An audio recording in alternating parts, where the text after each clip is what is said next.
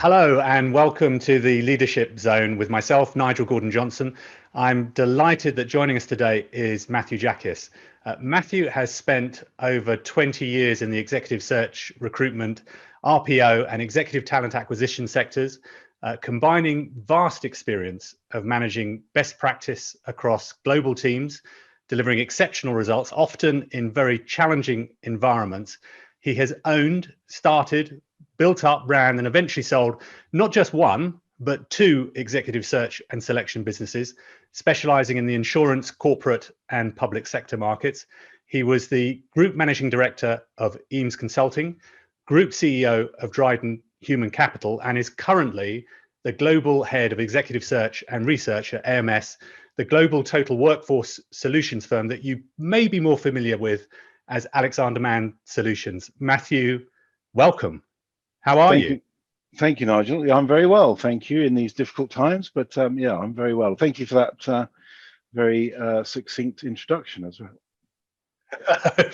Well, as I said, hopefully it's all true. I'm pretty sure it is. I think it is. It's on my LinkedIn bio, so it must be true, surely. It must be true in that case. Yeah, LinkedIn is the font of all accuracy and knowledge. Anything to do with talent acquisition, yes, it must be. The Wikipedia of talent acquisition. Exactly, the Wikipedia. I always still laugh at the people that say how it's on Wikipedia, so I got all my information from there. This is absolute fact, and yeah, you might need to double check that just in case. Yes, not the most reliable research tool, not necessarily recommended.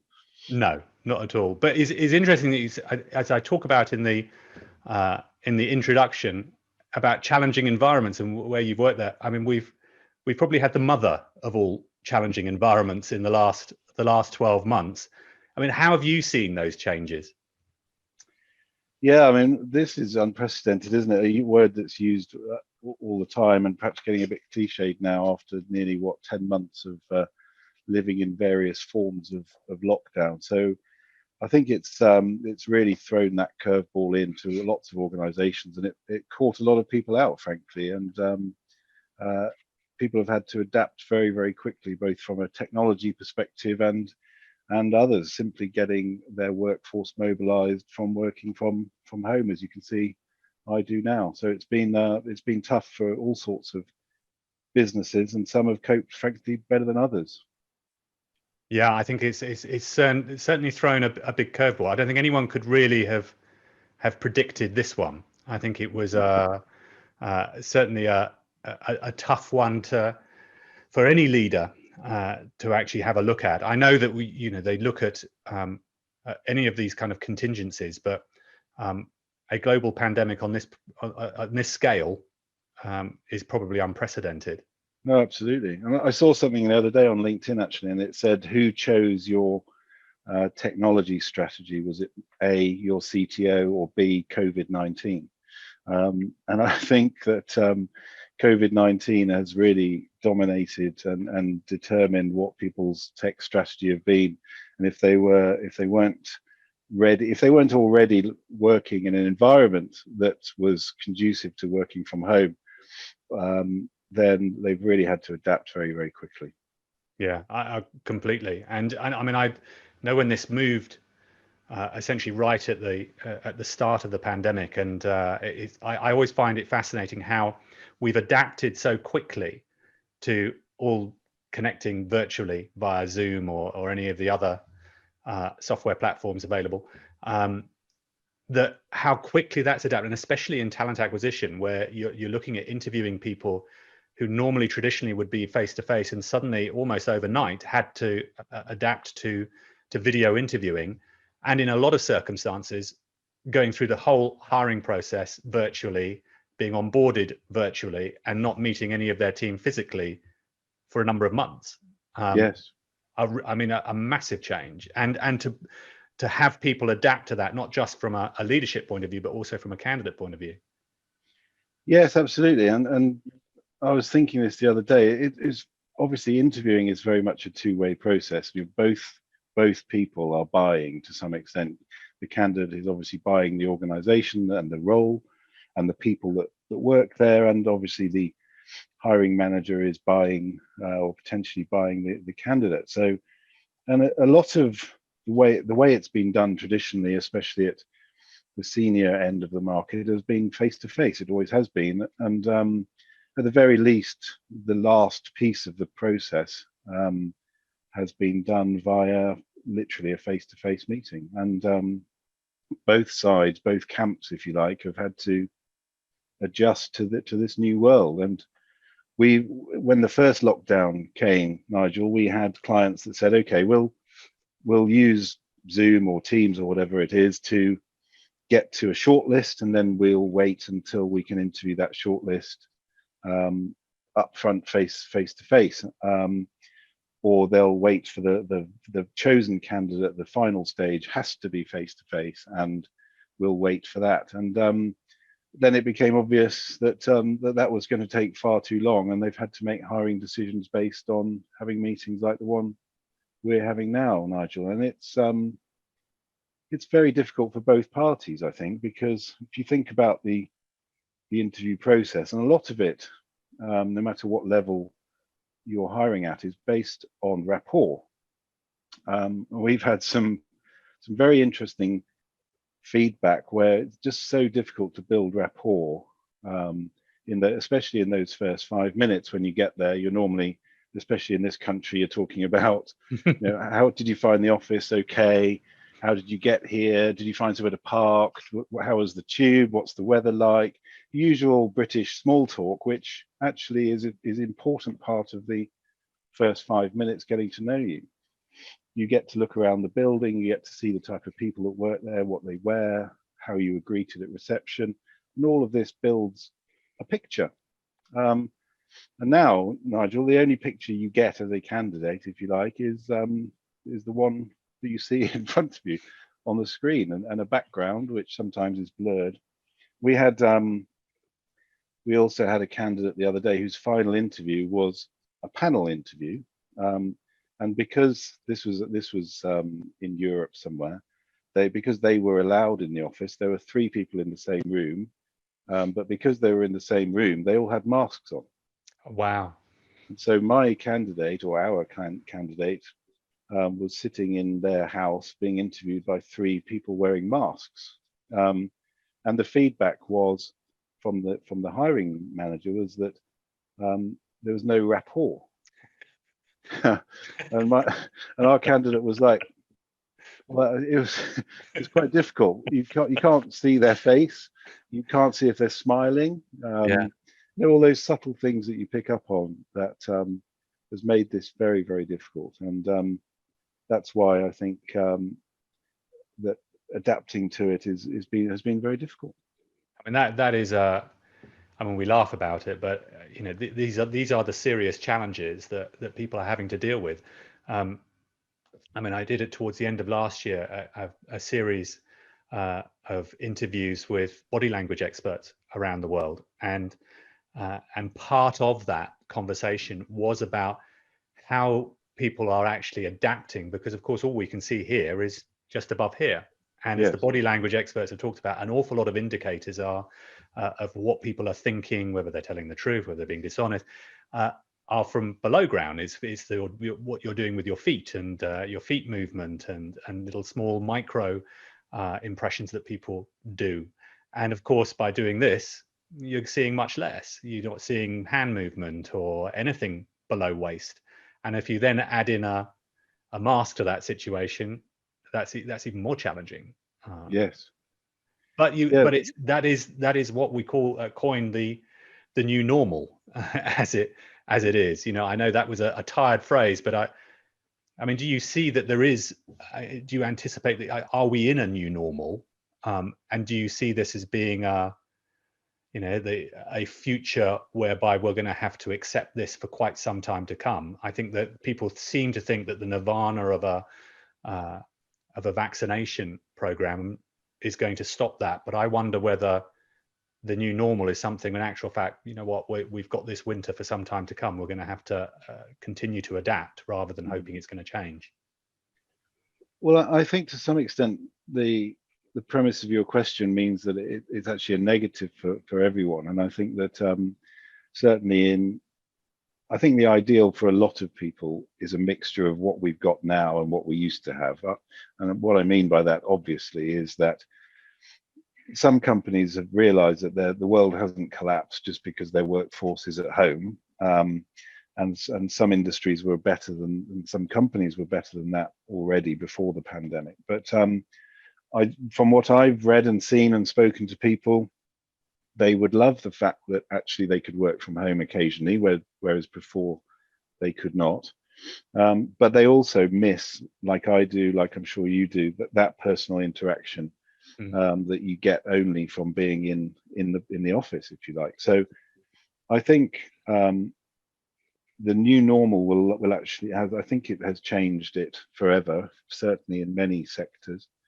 And I think that there will be far more flexibility going forward in terms of allowing people to work from home and come in when it's absolutely necessary to do so, or when they really want to do. And so I think it'll be, certainly in some sectors, what AMS has always done really is work from home unless you need to be face to face with someone. Obviously, there are some sectors where that's impossible, and it's impossible right now. But I think people have been surprised that productivity is still very high, even when people are working from home.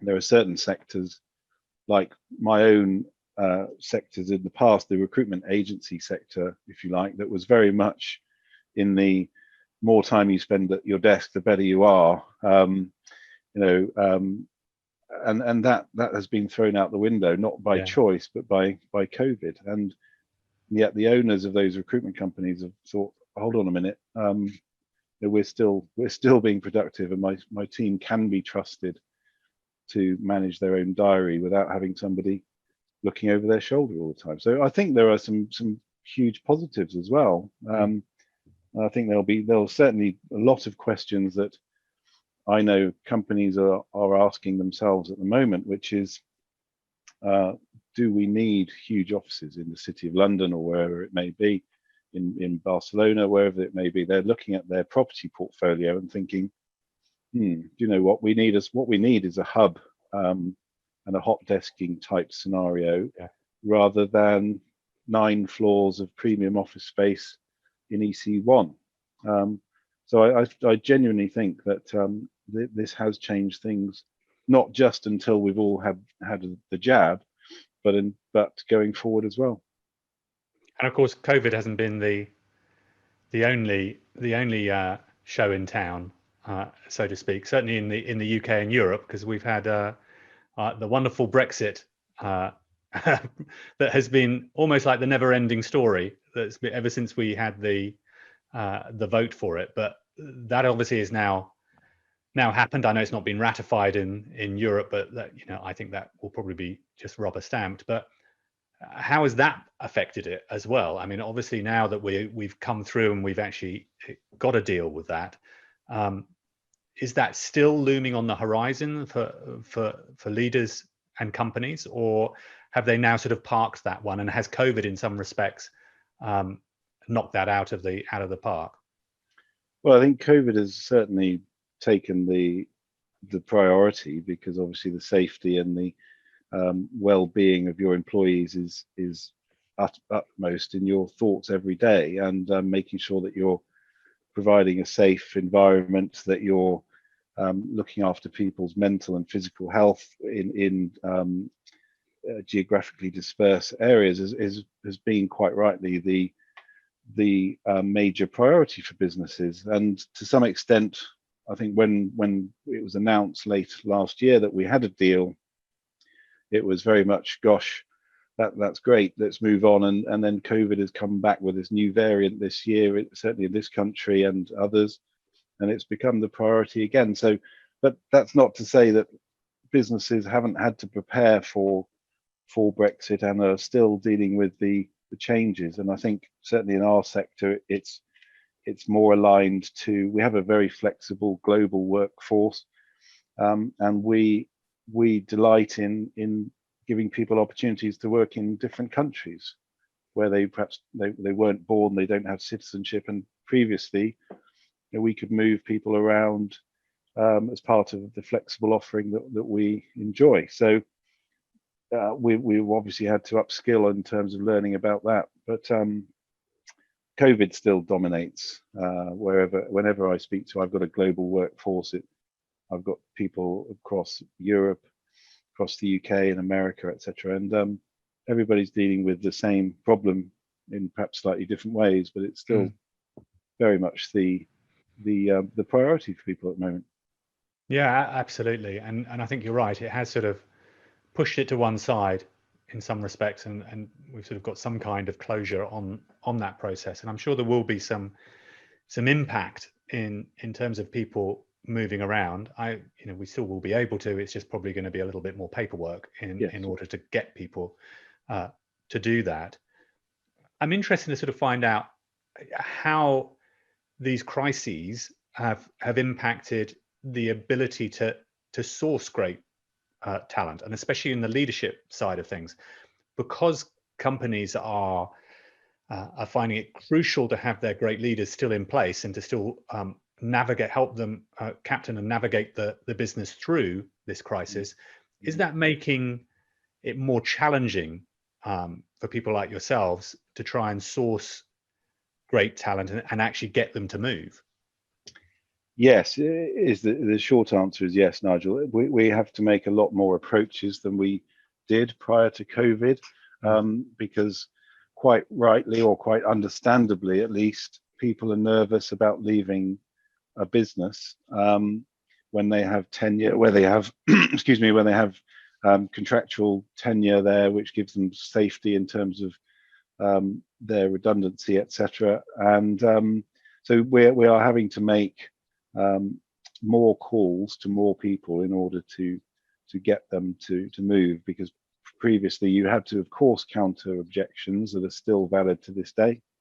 But on top of those objections, you've got, not sure it's the right time to move, Nigel, to be honest. And that's at every level. But there are businesses that have sailed through coronavirus and perhaps even done better this year or last year than they did previously because of it. So it really depends on which company you're talking to, which sector they're in.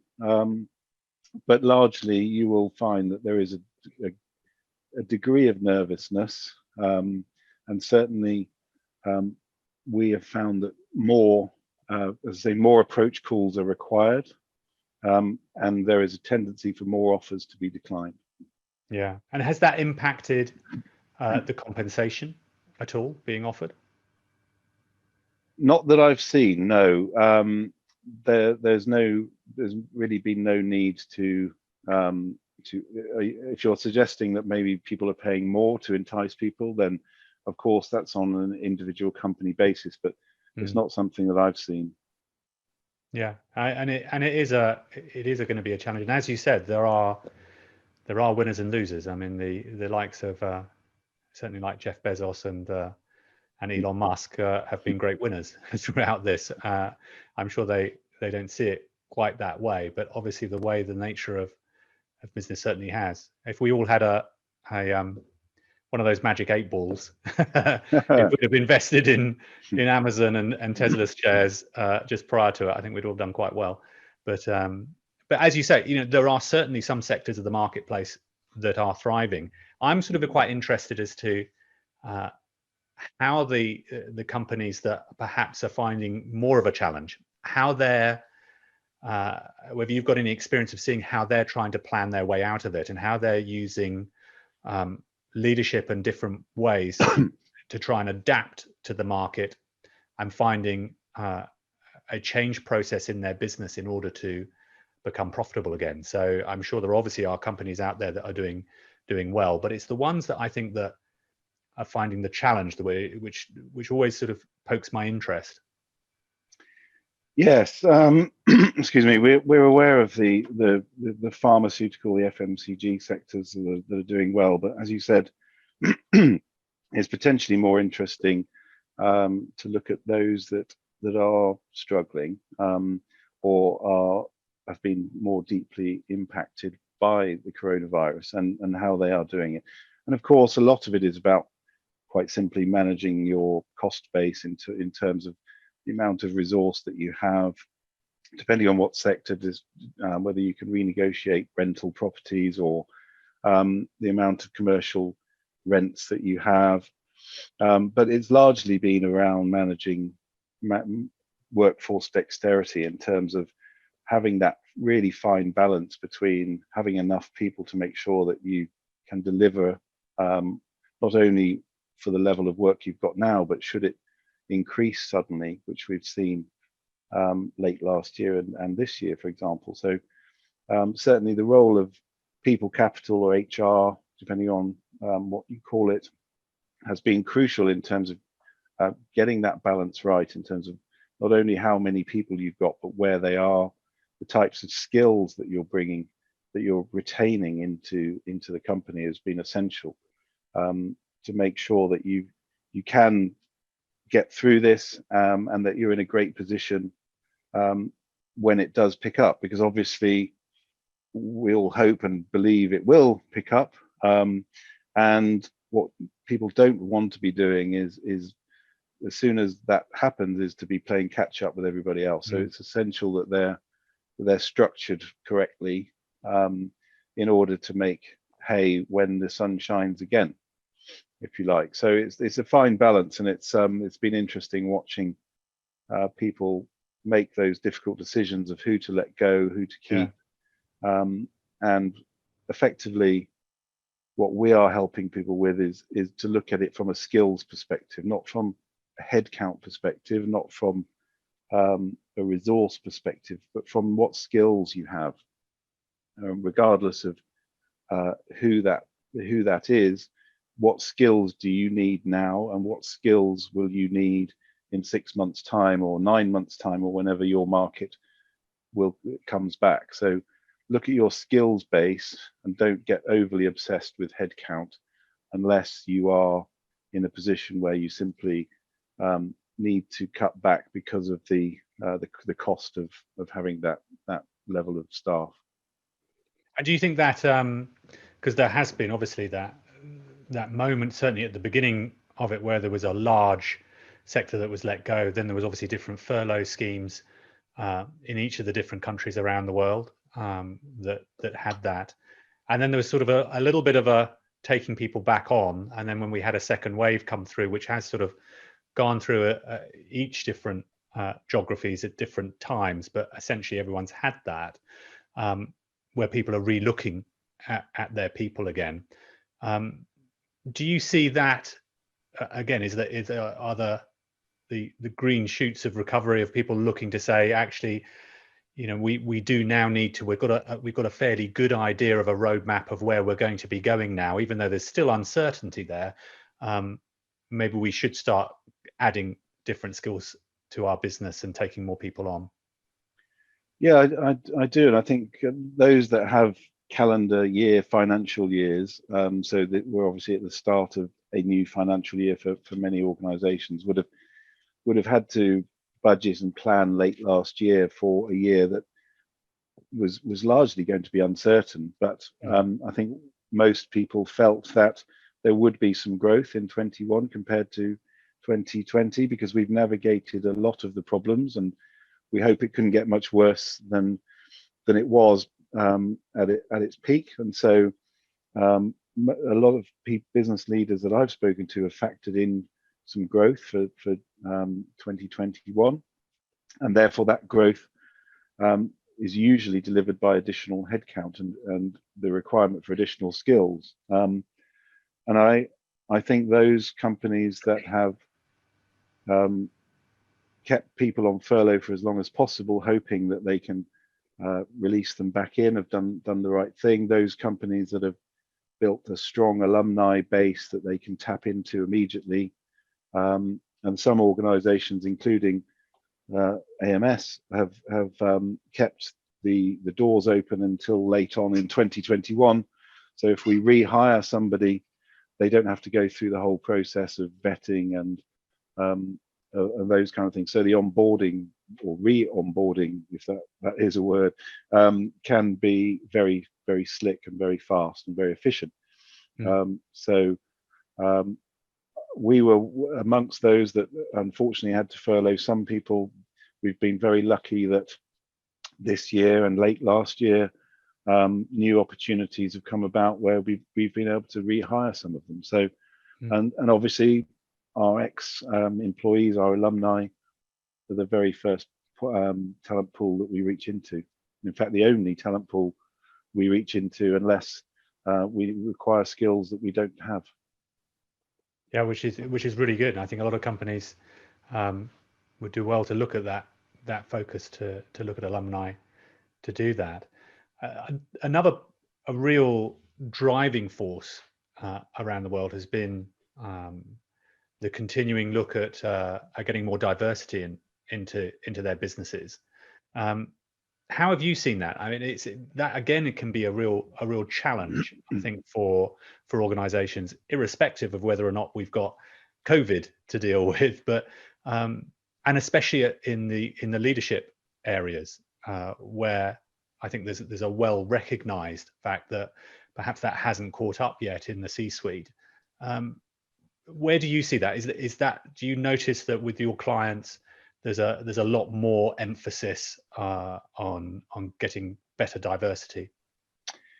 Yes, very much so, and this isn't dates back pre-corona. Obviously, it's very much been the emphasis for many businesses for 5 or 6, 7, 8 years, where it's known that whether it's gender diversity or attracting minority ethnic recruits from the various parts of the world has been a priority, and it's a public priority, as in a lot of organizations, a lot of banks, for example, have actually publicly stated that by a certain date they will have a certain percentage of either, as I said, female or BAME background candidates on their boards and on their management team and on their leadership team. So once you've stated it publicly, of course, it becomes extremely important that you do that. It's obviously proven that more diverse organizations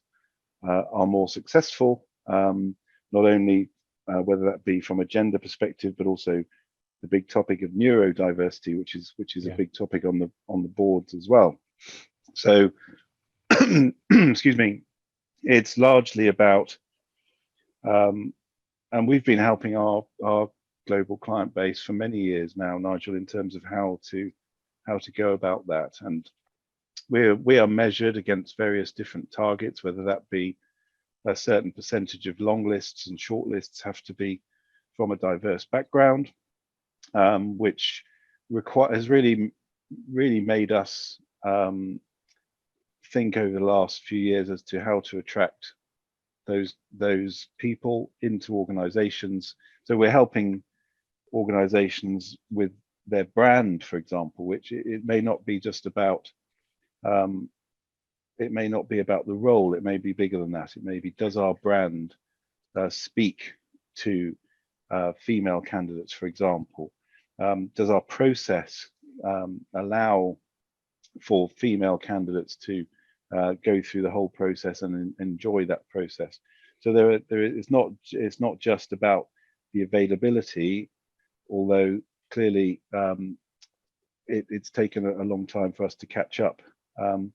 But it's also about talent pooling, making sure that you're engaging with people far quicker, far sooner than just about one particular role.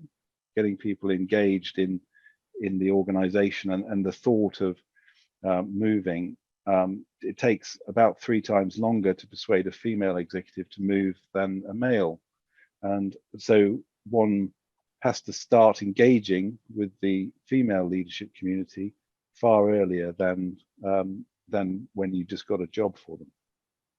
Yeah, I mean, it is an interesting topic to see how you can get that. And I note that you talk about that sort of neural diversity, but I mean, certainly about getting different perspectives and different thought and ideas into a business. And it's perhaps even more challenging in areas where they are either traditionally heavily female oriented or heavily male orientated, and there are a number of them out there. but there are also some extremely talented people out there of different backgrounds that can really add incredible value to a Yes. business. And I think we're starting to see the evidence of that, of where the more diverse companies are, of quite how they are forging ahead in terms of the way that they think and the way they approach an ever adapting and changing world. Yes. And I think as we know, the world, we're both of a certain experience, that the world that we started in terms of coming out into the big bad world is a very different place to where it is now. And some would argue, even a decade or so ago, the pace of change is quite incredible. Yes. And I think that's only going to accelerate more. So, having that adaptability for organizations, and I think is actually critical for their future, to see what kind of diversity they get on board to help them with those future challenges. Absolutely. And people have now realized, I think, Nigel, that it's not just the right thing to do to make sure that your business is diverse, both in its thinking and in the way it looks and feels. It's not just the right thing to do, although obviously it is the right thing to do. And it's not just because of the ethics behind it and because of equality and all of those things which are so important, but it's because it's proven that the more diverse your thinking, the more diverse, therefore, your workforce is, the more successful you are likely to be. So it's not only the right thing to do from that perspective, which of course it is, but it is the right thing to do with your business hat on as well. Yeah, absolutely. I think that, if you look at the things that are changing, I saw it the other day. I think a lot of us probably don't even quite realize that by 2030, which is only 9 years away, Yeah. we won't be able to buy any new petrol or diesel vehicles anymore in this country. No. So that is a big thing to change, especially for, I hate to say it, people like myself that's really enjoyed big engined cars in the past. That you're having to adapt and change and think, actually, yeah, I need to invest in an electric car.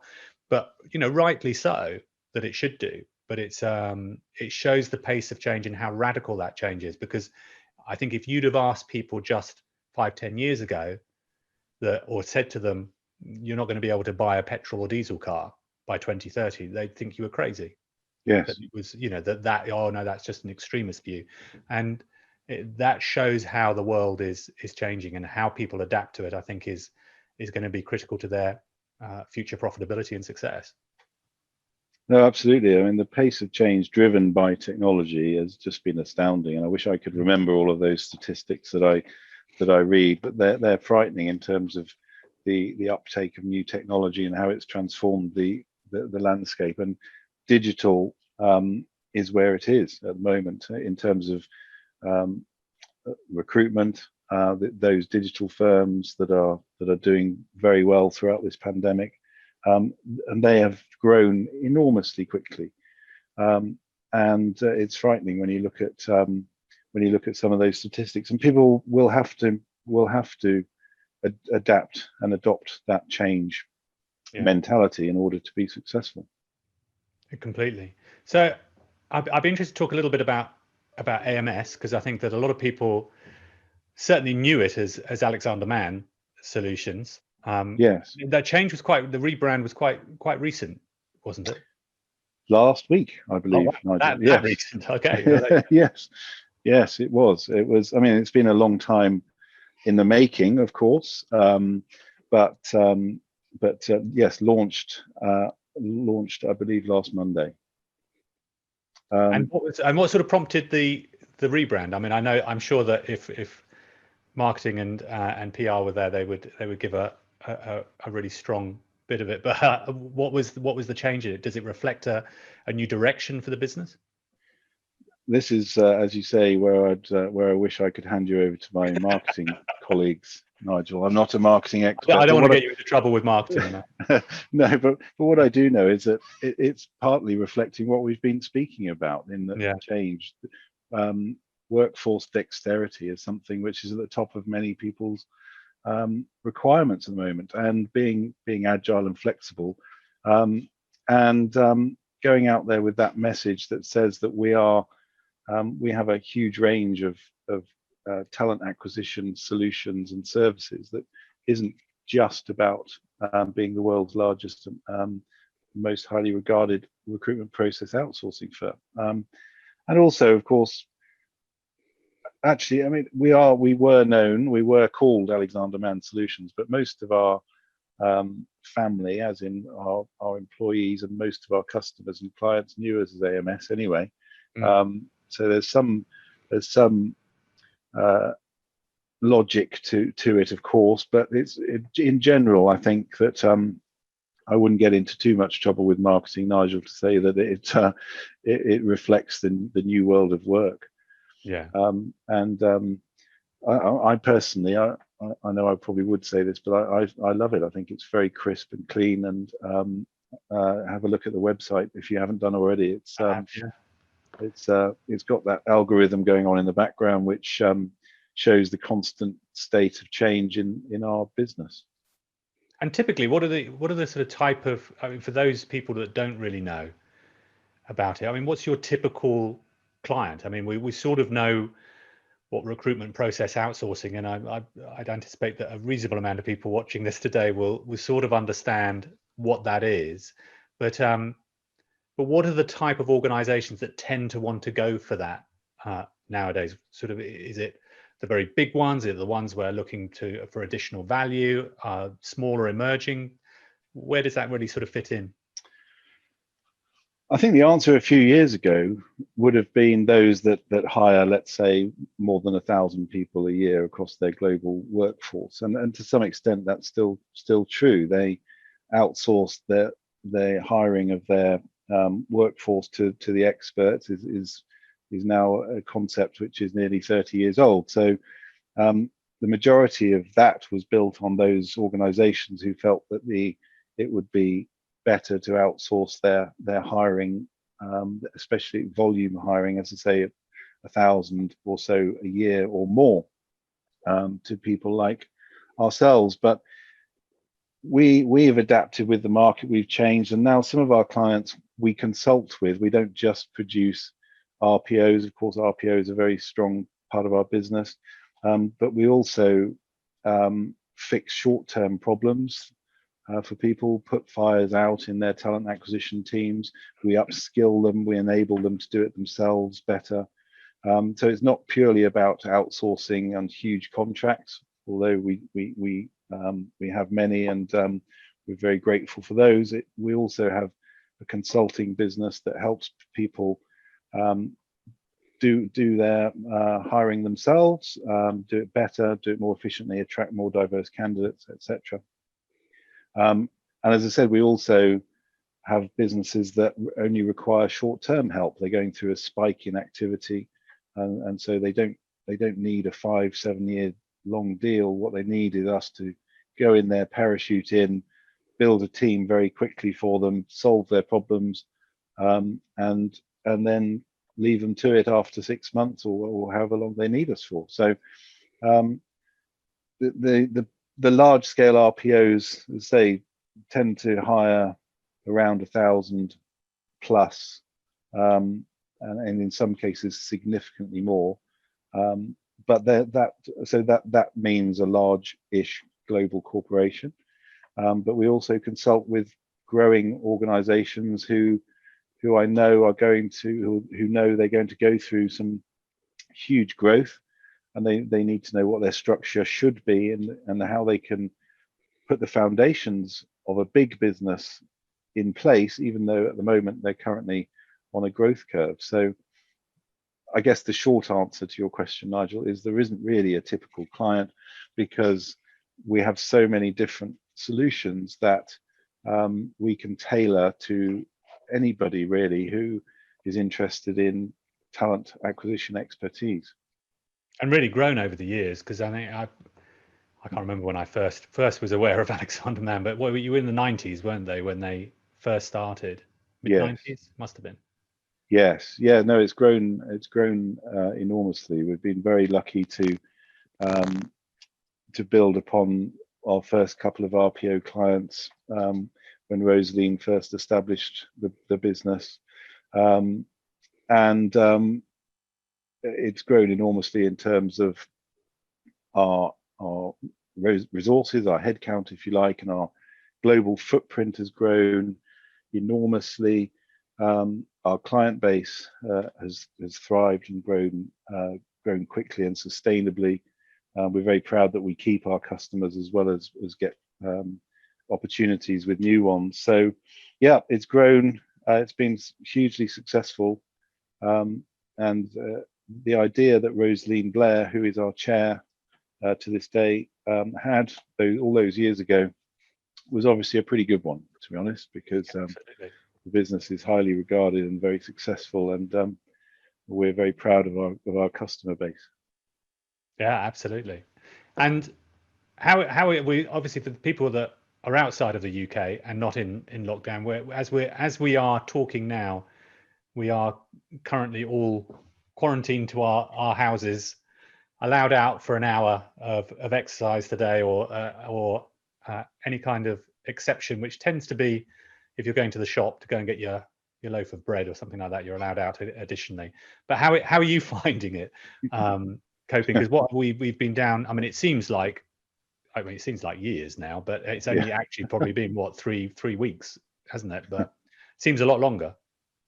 Yeah, I mean, certainly February, March last year, I started the trend of lockdown slightly earlier. I had a bad skiing accident in February 2020, and was basically holed up at home anyway. And then lockdown came in, and I feel like I've been here ever since. Really, I don't think I've left the Cotswolds where I live more than once or twice in that year. So look, I'm very grateful. I've got a colleagues who I love dealing with and speaking to. Yes, it would be great to see them face to face, and I can't wait for that to happen. But I'm very conscious that whinging about it when I've got such a fantastic bunch of colleagues, and I live in the countryside, which I think helps. And yeah, so I'd feel very uncomfortable complaining about it. But boy, am I missing seeing those people, having a beer with my friends, going out to restaurants, you name it, and yeah, just doing business face to face occasionally would be an absolute joy. And I mean face to face as in in the same room.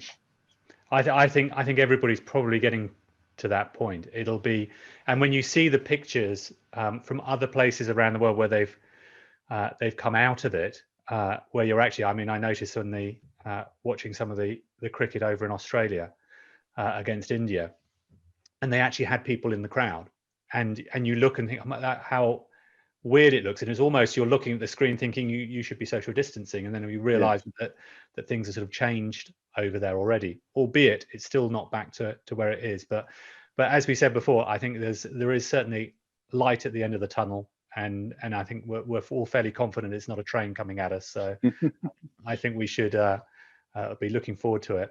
Matthew, thank you so much for your time today. It's given us a really interesting insight into some of the challenges that are taking place in the world of recruiting and leadership. Stay safe, and look forward to catching up with you soon. And you, Nigel. Thank you very much indeed for the opportunity. Appreciate it. You're absolutely welcome. Thank you.